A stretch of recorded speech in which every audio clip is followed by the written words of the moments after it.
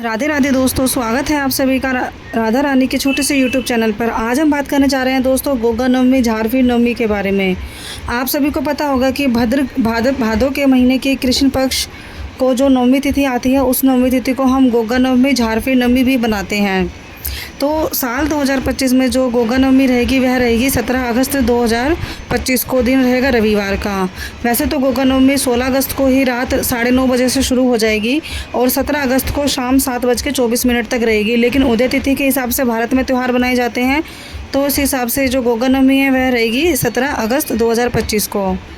तो दोस्तों गोगा नवमी जो होती है वह भारत के प्रत्येक, जैसे कि मुख्य दिल्ली, हरियाणा, यूपी, पंजाब जैसे शहरों में बनाया जाता है, जिसमें भगवान गोगा जी को अलग अलग रूप से उनकी पूजा की जाती है और अलग अलग रूप से उनको मनाया जाता है। ऐसा माना जाता है गोगा नवमी की पूजा करने से जो गोगा देवता हैं वे आपकी सांपों से रक्षा करते हैं और जो है आपको जीवन के जो भी दुख होते हैं, कष्ट होते हैं, उनको मिटा देते हैं। वैसे तो कुछ शहरों में, कुछ जैसे जो कुछ राज्य होते हैं उनमें रक्षाबंधन के दिन से ही, यानी कि पूर्णमासी के दिन से ही 9 दिन के गोगा नवमी के ये त्यौहार बनाए जाते हैं। लेकिन किसी किसी शहर में जो जन्माष्टमी होती है, जन्माष्टमी की शाम से यह त्यौहार बनाया जाता है। तो जन्माष्टमी के जो अगले दिन सुबह इनकी जो है पूजा की जाती है और किसी शहर में या किसी अपने अपने रीति रिवाज के हिसाब से जन्माष्टमी वाले दिन शाम को भी पूजा करते हैं और जन्माष्टमी से अगले दिन नवमी में भी उनकी पूजा करते हैं। तो गोगा नवमी की जो पूजा होती है उसमें गोगा नवमी की तस्वीर या तो आपके पास हो, या गोगा नवमी को जो है गोगा जी को मिट्टी के गोगा जी बनाते हैं हम, और उनका घोड़ा भी मिट्टी का बनाते हैं और फिर उनकी पूजा की जाती है। गोगा नवमी की पूजा में घी का ही दिया जलाया जाता है और देसी घी का ही उपयोग किया जाता है। गाय का घी हो तो बहुत ही अच्छी बात है। गोगा नवमी के प्रसाद में आटे में घी और चीनी मिलाकर भोग लगाया जाता है।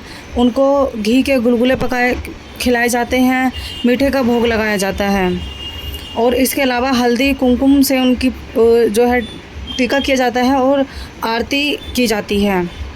तो दोस्तों देखो, आप सभी को पता होगा कि मैंने आपको पहले भी बताया है, गोगा नवमी ये हो या कोई भी त्यौहार हो, बिना कथा के अधूरा होता है। तो आज हम सुनने जा रहे हैं गोगा नवमी की कथा, तो ताकि आपको पता लगे कि गोगा नवमी क्यों बनाई जाती है और गोगा जी कौन थे।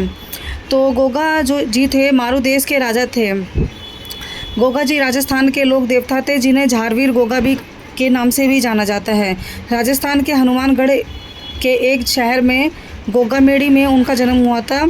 यह भादों की जो नवमी होती है वहाँ पे मेला लगाया जाता है। भादों की नवमी से जो 5वें दिन होता है, यानी कि रक्षाबंधन से 5वें दिन से 9वें दिन तक का वहाँ मेला लगाया जाता है गोगा जी के नाम का।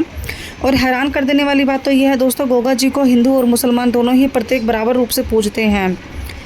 खासकर गोगा जी को गुजरात में जो है रबाड़ी जाति के लोग गोगा महाराज जी की पूजा करते हैं और उनको जो है गोगा नवमी के दिन व्रत रखते हैं, उपवास करते हैं, खूब भंडारा बांटते हैं, पूजा पाठ करते हैं, अपने घर में उनके नाम का कथा कीर्तन जागरण कराते हैं। तो गोगा देवनाथ जो थे गुरु गोरखनाथ जी के परम शिष्य भक्त थे। तो बेसिकली जो गोगा नवमी की कथा शुरू होती है दोस्तों, वो यहाँ से शुरू होती है कि गोगा जी का जन्म जो था बाबा गोरखनाथ के वरदान से हुआ था। गोगा जी की जो माँ थी, जिनका नाम था बाछड़ा देवी, वह शुरू से ही निसंतान रही थी। विवाह के बाद उनको संतान का कोई भी सुख नहीं मिला था। वह संतान की प्राप्ति के लिए सभी प्रकार के यत्न कर चुकी थी। उन्होंने मंदिर, मस्जिद, गुरुद्वारा सभी जगह पूजा पाठ करी, सभी प्रकार के उपाय करे, लेकिन लाख कोशिश करने के बाद, कई सालों तक भी अपने लगातार निरंतर प्रयास पूजा पाठ के बाद भी उनको कोई संतान की प्राप्ति ना हुई। दिन प्रतिदिन वह निराश भी होती गई और उनकी आशा कहीं ना कहीं टूटती गई कि शायद अब उन्हें कभी संतान का सुख मिलेगा ही नहीं। वहीं दूसरी तरफ गुरु गोरखनाथ गोगामेड़ी के टीले पर, जो कि राजस्थान के ही पहाड़ों पर पड़ता है, गोगामेड़ी के टीले पर तपस्या कर रहे थे। बाछड़ा देवी उनकी शरण में गई और वहां जाकर उन्होंने गुरु गोरखनाथ को अपनी सारी जो दुखड़ा था, जो मतलब उनकी संतान को प्राप्ति को लेकर जो उनकी इच्छा थी, वह सारी उन्होंने गोगा गोरखनाथ जी को बताई। तो उन्होंने कहा कि मुझे पुत्र की प्राप्ति अभी तक नहीं हुई है, मुझे संतान की प्राप्ति नहीं हुई है और मुझे पुत्र रत्न की प्राप्ति करनी है, तो कृपया आप मुझे आशीर्वाद दें। मैं आपकी पूजा पाठ करती हूँ, आराधना करती हूँ, सेवा करती हूँ, तो कृपया मुझे वरदान दें कि मेरे को भी जल्दी से जल्दी संतान की प्राप्ति हो। तो गुरु गोरखनाथ जी ने गूगल नाम का फल उनको देकर प्रसाद के रूप में दिया और कहा कि इसे अपने घर जाकर सेवन करो। और जैसे कि गुरु गोरखनाथ जी ने उनकी माँ बाछड़ा को बताया था, गोगा जी की माँ बाछड़ा को बताया था, तो वैसे ही उन्होंने किया। और कुछ समय के बाद गोगा नाम का पुत्र जो था उनका जन्म हुआ, गोगा जी का। और क्योंकि उनका जो जन्म था गूगल नामक फल के खाने से हुआ था, तो इसीलिए उनका नाम भी जो है गोगा जी रखा गया था। तो दूसरे शब्दों में अगर दोस्तों देखा जाए तो गोगा जी महाराज जी से संबंधित एक किंवदंती के अनुसार गोगा देव का जन्म नाथ संप्रदाय के योगी गोरक्षनाथ के आशीर्वाद से हुआ था। योगी गोरक्षनाथ का भी कहना यही है कि उन्होंने जो गोगा जी की माता थी जिनको संतान की प्राप्ति नहीं हुई थी, संतान की प्राप्ति के लिए उनको एक फल दिया गया था गोगल नाम का, और जिसके बाद गोगा जी की जन्म हुआ। और गोगा जी उसके बाद गुरु गोरखनाथ की सेवा में पूर्ण रूप से लीन हो गए थे। और उनकी माता भी तो दिन प्रतिदिन, जैसे कि माता की उम्र बढ़ी तो माता तो चल बसी, उसके बाद गोगा जी ने गुरु गोरखनाथ की पूर्ण रूप से जो है पूजा पाठ करी और पूर्ण रूप से उनकी सेवा करी। जिसके बाद जो है गुरु गोरखनाथ जो थे तपस्या में लीन हो गए और उन्होंने गोगा जी को वरदान दिया कि जो भी तुम्हारी सेवा करेगा, जो भी तुम्हें सच्चे मन से भजेगा, उनके प्रत्येक जो भी मन की इच्छा है वह अवश्य ही पूरी होगी। तो दोस्तों ये थी गुरु गोरखनाथ जी और गोगा नवमी की कथा। गोगा नवमी क्यों बनाई जाती है, कैसे बनाई जाती है, गोगा नवमी बनाने के पीछे क्या कारण है। तो यही कारण है, कुछ जातियों में जैसे दिल्ली, यूपी, पंजाब और हरियाणा की साइड ज़्यादातर गोगा नवमी पूजी जाती है।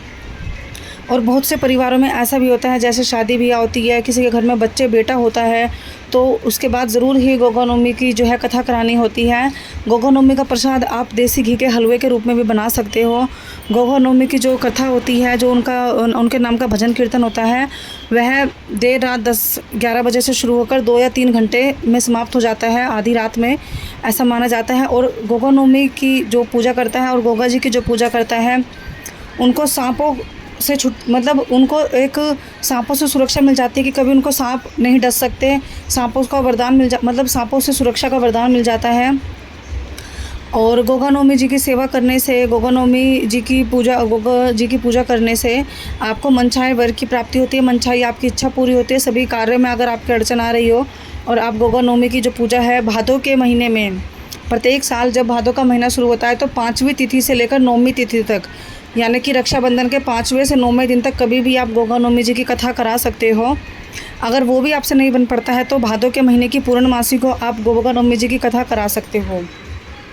तो दोस्तों यही थी छोटी सी गोगा नवमी की कथा। आप सभी ने देखा होगा आपके इलाके में जैसे बहुत सारे जो साधु महात्मा होते हैं, हाथ में लंबी सी डंडी रखते हैं और डंडी में कपड़े लपेट कर आते हैं, वो सब गोगा जी के ही भक्त होते हैं और जो कि आपसे दक्षिणा लेने आते हैं। तो कभी भी उनको ठुकराएं ना, उनको 5, 2, 10 रुपये जितना आपसे बन पड़े खाने के लिए भोजन ज़रूर कराएं, जो कि गोगा जी के रूप में उनके भक्त आते हैं। तो दोस्तों कथा हमारी समाप्त होती है। अगर आपको मेरी गोगा नवमी जी की और गोगा जी की ये कथा पसंद आई हो तो आप मेरे चैनल को सब्सक्राइब कीजिएगा, वीडियो को लाइक कीजिएगा, शेयर कीजिएगा, कमेंट कीजिएगा।